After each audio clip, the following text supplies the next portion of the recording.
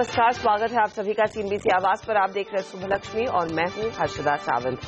सबसे पहले देखते हैं आज की बड़ी खबर। अमेरिकी बाजारों में मिले जुले नतीजों और कमजोर आर्थिक आंकड़ों से दिखा दबाव। अमेरिका का डाउ जोन्स 17,000 के नीचे फिसला। एशिया की मिली जुली शुरुआत। SGX निफ्टी 0.25% चढ़ा। डॉलर इंडेक्स में 1% की कमजोरी। सोना 3.5 महीने की ऊंचाई पर। कॉमेक्स पर भाव $1185 के पार, लेकिन ब्रेंट क्रूड $50 के नीचे। माइंडट्री और LIC हाउसिंग के नतीजे आज।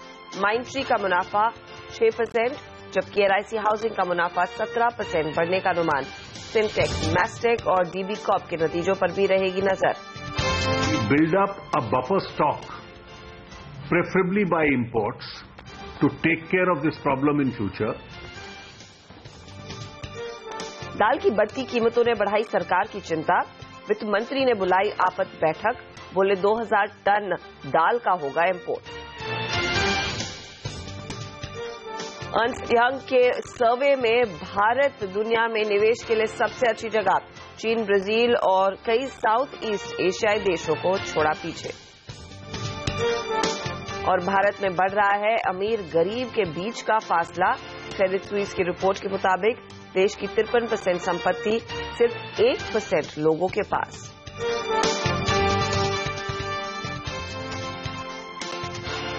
नजरें रहेंगी आज किस तरह का कारोबारी सत्र उभर कर आएगा। कल याद रखिए फिर से कुछ मुनाफा वसूली का सिलसिला जारी था। 8,100 के आसपास दिन की समाप्ति देखी गई निफ्टी की। आज संकेत कैसे हैं? अंतर्राष्ट्रीय बाजार खासतौर से क्या इशारा कर रहे हैं? क्योंकि कल आपको याद होगा 7 दिनों की तेजी पर लगा था ब्रेक, और उसके बाद जो यूरोपीय बाजार थे वहां पर भी कमजोर शुरुआत थी। क्या स्थिति उभर कर आई है अमेरिका के कल शाम के सत्र में?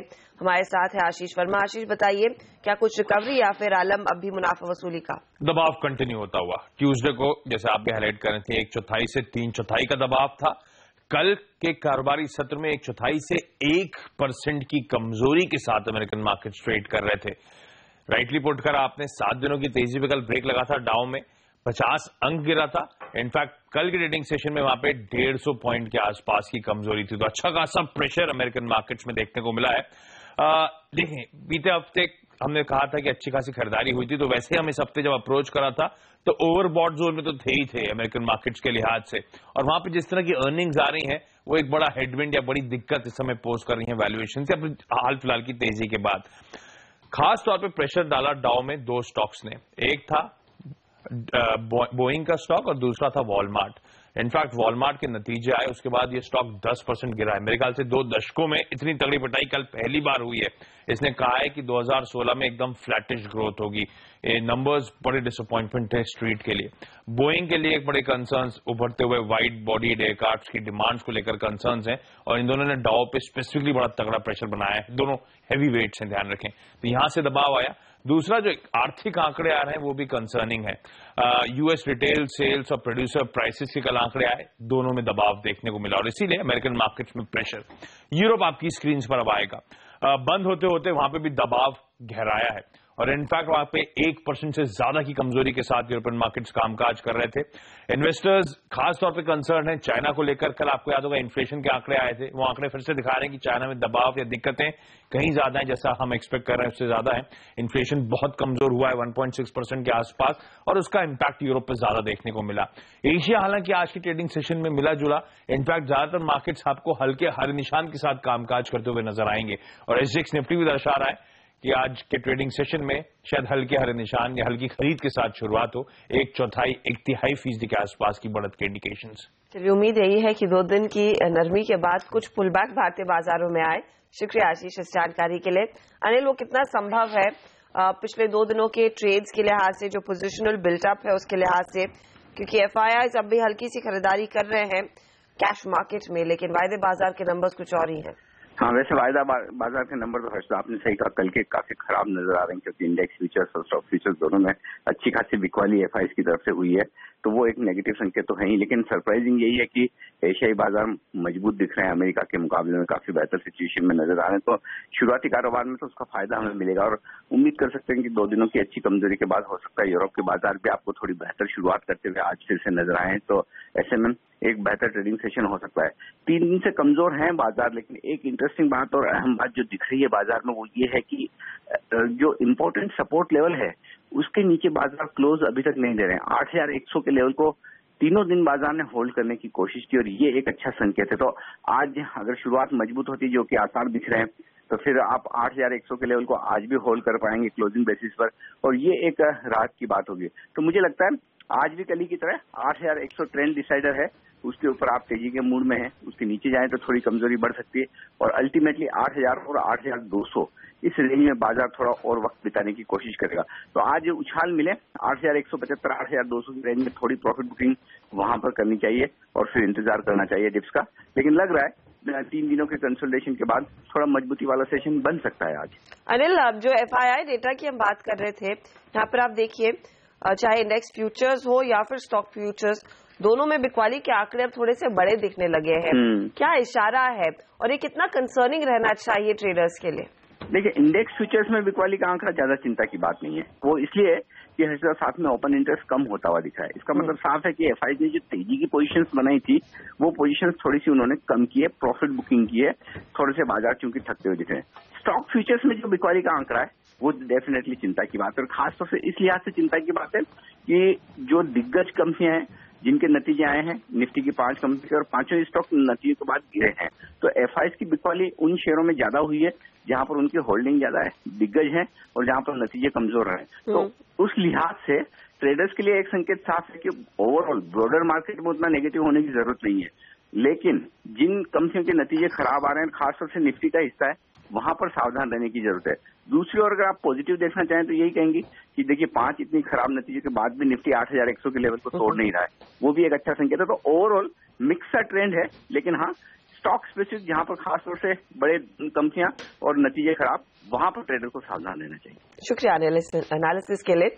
नतीजों की आपने बात की, आज मिड कैप कंपनियों के नंबर्स पर ज्यादा नजर रहेगी। माइंट्री, LIC हाउसिंग फाइनेंस के नतीजे आज आने वाले हैं। सिंटेक्स भी अपने नतीजे पेश करेगा। तो क्या एक्सपेक्टेड है नतीजों से, स्पेशली माइंट्री और LIC हाउसिंग, उस पर एक चेक लेंगे। पहले सोनम और पूजा हमारे साथ है। सोनम, बताइए माइंट्री से क्या उम्मीद की जा रही है? माइंट्री से अच्छे नतीजों की उम्मीद रख सकते हैं। कंपनी का जो स्ट्रांग परफॉर्मेंस है वो दूसरे तिमाही में भी जारी रहेगा। डॉलर रेवेन्यू में 13% की बढ़ोतरी की उम्मीद रखी जा रही है। जो कुछ मदद है वो हाल ही में किए हुए 2 एक्विजिशन से मिलती हुई दिखाई देगी। साथ ही कंपनी ने खुद कहा था कि ऑर्गेनिक ग्रोथ के कारण कंपनी का जो परफॉर्मेंस होगा वो पहले तिमाही से बेहतर रहेगा। मार्जिन में तिमाही मामूली बढ़ोतरी की उम्मीद है। 18% के मार्जिन कंपनी डिलीवर कर सकती है पिछले तिमाही के 17.6% के मुकाबले। पूरी तरह फोकस यहाँ पर डिजिटल स्पेस पर बना रहेगा, जहां पर डिजिटल कारोबार जो है वो ओवरऑल रेवेन्यूज को 35% कंट्रीब्यूट करता है और मुनाफे में 6% बढ़ोतरी की उम्मीद रखी जा रही है। साथ ही LIC से भी अच्छे नतीजों की उम्मीद है। जो पूरा का पूरा हाउसिंग फाइनेंस कंपनीज है उनसे बेहतर वॉल्यूम ग्रोथ और बेहतर ग्रॉस NPL लेवल्स की एक्सपेक्टेशन रखी जा रही है। LIC हाउसिंग की बात करते हैं, उनके मुनाफे पर थोड़ा सा दबाव बन सकता है प्रोविजंस में बढ़ोतरी के कारण, लेकिन जो एसेट क्वालिटी है वो मेंटेन होगी पहले तिमाही की तरह ही।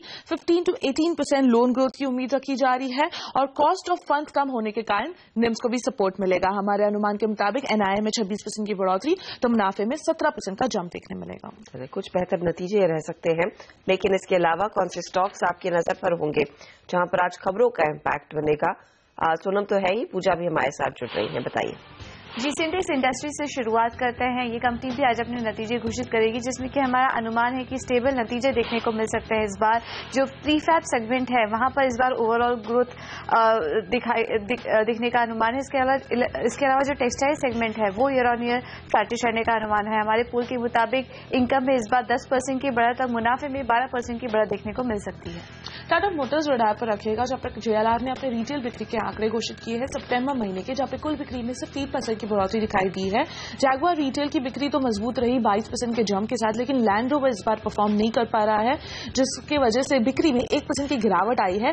चाइना का जो प्रदर्शन अब भी कमजोर है, जहां पर बिक्री में 29% की गिरावट दिखाई दी है साल दर साल। जैगुआर की तरफ से एक स्टेटमेंट भी आया है, जहां पे उनके मुताबिक अगस्त में जो चाइना पोर्ट टाइजीन में एक ब्लास्ट हुआ था, उसमें कंपनी के लगभग 5,800 व्हीकल्स डिस्ट्रॉय या डैमेज हुए थे। कंपनी जांच कर रही है इस डैमेज की, और शायद उनके मुताबिक दूसरे तिमाही के नतीजों में इसका एक वन टाइम चार्ज आता हुआ दिखाई दे सकता है, तो दबाव बन सकता है दूसरे तिमाही के नतीजों पर। पावर ग्रिड का काउंटर भी फोकस में रहेगा। यहाँ पर कंपनी को डोमेस्टिक या ओवरसीज के जरिए 14,000 करोड़ रुपए जुटाने की मंजूरी मिल गई है। इसके अलावा बोरोइंग लिमिट भी बढ़ाने की मंजूरी शेयरधारकों की तरफ से कंपनी को मिल चुकी है। L&T फोकस में आता हुआ, जहां पे private equity firm Blackstone group और 2 और एंटिटीज है जो बातचीत में है L&T रियल्टी के साथ। नवी मुंबई सी वुड के एक रिटेल स्पेस को खरीदने के लिए 1 मिलियन स्क्वायर फीट का रिटेल स्पेस है, और L&T realty real estate arm है L&T का। कंपनी इस ट्रांजैक्शन से या फिर इस डील से 1,500 करोड़ रुपए जुटाना चाहती है, जहां पर कंपनी काफी वक्त से अपने नॉन कोर बिजनेसेस से एग्जिट कर दी है। पोलारिस यहाँ पर कंपनी के फाउंडर कंपनी के बिजनेस से एग्जिट कर सकते हैं। नैस्डैक लिस्टेड रिटलसार्क कॉर्प के साथ जो कंट्रोलिंग स्टेक बेचने की बात चल रही थी, वो अब अपने फाइनल स्टेज पर है। एक फंड एक्शन पर नजर कर लेते हैं। गेटवे डिस्ट्रिक्ट पार्क्स में एक जबरदस्त फंड एक्शन हुआ है, काफी सारे फंड्स की तरफ से खरीदारी हुई है। GMO इमर्जिंग मार्केट्स फंड ने कंपनी के 6 lakh shares, Sundaram mutual fund ने कंपनी के लगभग 9.5 lakh shares, Amansa holdings private limited ने कंपनी के 6 लाख शेयर्स, और इंडिया कैप मॉरिशस लिमिटेड ने कंपनी के 7.5 लाख शेयर्स खरीद लिए हैं। वहीं कंपनी के 2 प्रमोटर्स की तरफ से बिकवाली हुई है। एक प्रमोटर ने लगभग 33 लाख शेयर्स बेचे हैं, तो यहाँ पर दूसरे प्रमोटर ने लगभग 40 लाख शेयर्स बेचे हैं। और आखिर में कॉफी डे एंटरप्राइजेस के IPO का अपडेट ले लेते हैं। पहले दिन काफी ठंडा रिस्पांस मिला कंपनी के IPO को। अभी तक केवल 0.13 टाइम्स ये IPO सब्सक्राइब हो पाया है। ये सभी स्टॉक्स आज नजर में रखिएगा।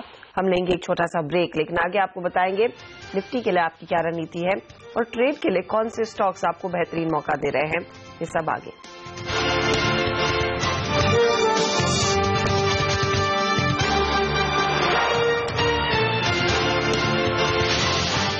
आप देख रहे हैं सुबलक्ष्मी CNBC आवाज पर, और अब बात निफ्टी के ट्रेड की। हमारे साथ जुड़ रहे हैं मैक्स ग्रोथ कैपिटल के आशुतोष सरना। आशुतोष नमस्कार, बताइए निफ्टी कल 8100 के आसपास जाकर टिका जरूर, अंतर्राष्ट्रीय बाजारों से फिर हल्की कमजोरी के संकेत हैं। आज क्या ट्रेड बनेगा जब SGX निफ्टी 8152 पर कर रहा है कारोबार? वेरी गुड मॉर्निंग हर्षदा, मुझे लगता है थोड़ा सा मिक्स रुझान बनते हुए नजर आ रहे हैं चार्ट पर भी, but on the rise selling definitely एक मेरी रिकमेंडेशन रहेगी। 8150 एक स्टॉप लॉस नजर आ रहा है चार्ट पे, और एक अच्छी बात यह है कि 8050 8020 ये एक स्ट्रॉन्ग सपोर्ट लेवल नजर आ रहे हैं, जो कि मार्केट के लिए एक अच्छा संकेत हो सकता है कि बाइंग जोन यहाँ से शुरू होता हुआ नजर आएगा। तो आज के लिए ट्रेडिंग जोन रहेगा 8150 पे स्टॉप लॉस रखेंगे, और नीचे 8050 पे अपनी शॉर्ट पोजीशन कवर करेंगे, और फ्रेश बाइंग जोन 8020 8050 के बीच में रहेगा। ओके, ये फिलहाल राय निफ्टी पर, लेकिन आशुतोष किन दूसरे 2 स्टॉक्स पर आपकी नजर होगी जहां पर आज ट्रेड किया जा सकता है? क्या वहां पर भी संकेत कुछ मिक्स्ड ही है? जी, ट्रेडिंग के लिहाज से मुझे लगता है कि फर्स्ट कॉल ICICI बैंक पे रहेगी। थोड़ा सा ओवरबॉट रीजन में नजर आ रहा है ये, यहाँ पे थोड़ी सी कमजोरी बनती हुई नजर आ सकती है। ऑन द राइज सेलिंग रखेंगे अगेन, 284 का स्टॉप लॉस रहेगा, 275 का टारगेट रहेगा। सेकंड ट्रेडिंग के लिहाज से मुझे लगता है टाटा मोटर आज खबरों में रहेगा, स्टॉप लॉस रखेंगे 360 में, और टारगेट रहेगा 338 का। दोनों ही सेल कॉल रहेंगी। दोनों में बिकवाली की सलाह, और निफ्टी में भी 8050 के लेवल्स तक बिकवाली करें, और फिर निचले लेवल्स पर आप एक फिर से तेजी की पोजीशन ले सकते हैं। वरुण बताइए, क्या फिलहाल बाकी ट्रेडर्स का मानना है, क्या सेल साइड की पोजीशंस एक्टिव है, या फिर आपने जिन लोगों से बात की है वो कुछ खरीदारी का पर जोर दे रहे हैं? अच्छा, अभी हमने आशुतोष को सुना, उन्होंने 2 बिकवाली की सलाह दी है, लेकिन हमारे बाकी जो एक्सपर्ट्स है वो चौतरफा खरीदारी की सलाह दे रहे हैं, और 6 के 6 कॉल जो है वो खरीदारी के ही हैं। सबसे पहले ग्लोब कैपिटल के नीरव वकारिया ने और अरविंदो फार्मा में खरीदारी की सलाह दी है। 3 दिनों में 845 के लेवल्स की काउंटर आपको दिखा सकता है, और SRF लिमिटेड में भी इन्होंने खरीदारी की सलाह दी है। 1320 के लेवल्स आपको ये काउंटर 3 दिनों में दिखा सकता है। वहीं ट्रेड स्विफ्ट ब्रोकिंग के निशांत जैन ने वोकहार्ड में खरीदारी की सलाह दी है। हायर बॉटम फॉर्मेशन काउंटर में देखने मिला है 4 से 5 दिनों में 1595 के लेवल से काउंटर दिखा सकता है। और साउथ इंडियन बैंक में इन्होंने खरीदारी की सलाह दी है। 4 से 5 दिनों में स्टॉक आपको 25 के लेवल्स दिखा सकता है। वहीं सिमीबॉमिक.com की सिमीबॉमिक ने भी 2 खरीदारी की सलाह दी है। SBI और एक बैंकिंग काउंटर में इन्होंने खरीदारी की सलाह दी है। इंट्राडे में काउंटर आपको 249 के लेवल दिखा सकता है। और भारती एयरटेल को इन्होंने डिप्स पे खरीदारी की सलाह दी है। इंट्राडे में काउंटर आपको 419 के लेवल दिखा सकता है। चले तो यहाँ पर तेजी की कॉल्स आती हुई बाकी 2 स्टॉक्स में, बाकी तमाम स्टॉक्स में 2 में ऑफकोर्स बिकवाली की सलाह आशुतोष ने दी है। शुक्रिया इस जानकारी के लिए। वक्त हो रहा है फोकस करने का कि कमोडिटी और करेंसी मार्केट में आज क्या एक्शन रहेगा। याद रखिए अमेरिका में रिटेल सेल्स के खराब आंकड़े और डॉलर में कमजोरी से सोने में अच्छी तेजी देखने को मिली है। 3.5 महीने के हाईज पर एक कारोबार करता हुआ दिखाई दिया। कल शाम के सत्र में $1184 तक ये पहुंचा था। आज एशिया कारोबार की शुरुआत है, उसमें 1182 के लेवल्स के आसपास तक के ट्रेड्स बनते हुए दिखाई दिए हैं। चांदी भी आप देखिए $16 पर कारोबार कर रही है। नाइमेक्स क्रूड का हाल क्या है? 4639 पर आज का सत्र देखने को मिला है। ब्रेंट क्रूड 50 के आसपास ही दिखा था। क्या स्ट्रैटेजी आपकी होनी चाहिए? अनुज गुप्ता हमारे साथ है। अनुज, गुड मॉर्निंग। लगातार हमने देखा है पिछले 2-3 दिनों से सोने में अच्छी खासी तेजी आती हुई। क्या इस समय खरीदारी का रुझान लेना चाहिए? क्या 1200 पर दस्तक देने की तैयारी है? Good morning Harshada. अगर हम देखें तो यूएस में जिस तरह के डाटा निकल कर आए हैं तो कहीं ना कहीं इंडिकेशन यही है कि डॉलर में वीकनेस रहेगी और गोल्ड में एक तेजी देखने को मिलेगी। तो हमें लगता है कि $1210-1220 तक लेवल देखने को मिल सकते हैं। और गोल्ड में अगर हम देखें तो करीबन 27,400 27,500 तक के लेवल देखने को मिल सकते हैं। हमारा कॉल आज बाय का ही रहेगा, तो करीबन 27,200 के अराउंड बाय कर सकते हैं गोल्ड में। टारगेट करीबन 27,400 27,500 तक देखने को मिल सकता है। ओके, और साथ ही कच्चा तेल, उसमें क्या सलाह होगी, क्योंकि ये बहुत ही सीमित दायरे में कारोबार करता दिख रहा है अब? देखिए बिल्कुल क्रूड एक रेंज में ट्रेड करता हुआ दिखाई दिया, बट अगर हम देखें तो लोअर लेवल से बाइंग देखी गई थी। करीबन 3,000 तक लेवल देखे गए थे, वहीं से काफी बाउंस बैक देखने को मिला। तो मुझे लगता है कि आज भी बाय ऑन डिप्स यहाँ कर सकते हैं। तो करीबन 3,000 के अराउंड क्रूड में बाय इनिशिएट कर सकते हैं। टारगेट 3100 रुपए तक देखने को मिल सकता है। शुक्रिया इस जानकारी के लिए। तो 3100 के आसपास कच्चे तेल के लेवल देखे जाएंगे। सोना आपके रेडार पर होना चाहिए। त्योहारों से ठीक पहले हम देख रहे हैं फिर से चमक बढ़ती हुई। 27,200 के टारगेट के लिए आज खरीदारी है। हम लेंगे इसी के साथ एक छोटा सा ब्रेक। लेकिन दाल ने बढ़ाया है सरकार का सिरदर्द। क्या है तैयारी इससे जूझने के लिए, इस पर रहेगी नजर आगे।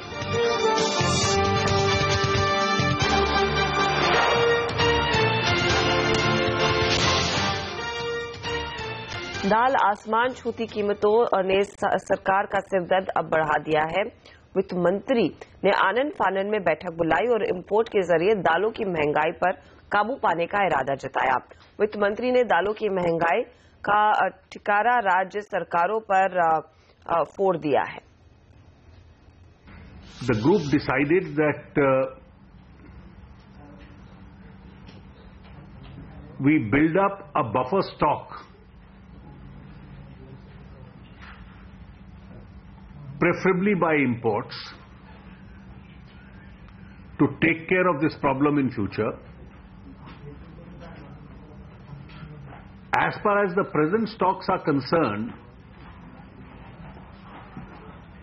we request the states which are in need to start lifting the quantities which are available. Further quantities over the next few days will also be imported into the country. दाल के इंपोर्ट बढ़ते हुए दिखाई देंगे इन कीमतों को नियंत्रण में रखने के लिए। इसी के साथ सुबलक्ष्मी में इतना ही, लेकिन आप बने रहिए CNBC आवाज के साथ। बाजार की ओपनिंग की तैयारी जारी रहेगी, क्योंकि आगे आपको पता लगेगा कौन से वो बेहतरीन ट्रेडिंग आइडियाज है जहां पर आपकी नजर होनी चाहिए, जो ट्रेड्स आप ले सकते हैं आज के कारोबार में। 20 टॉप ट्रेडिंग आइडियाज आपके लेकर आएंगे स्टॉक 2020 में इस छोटे ब्रेक के बाद।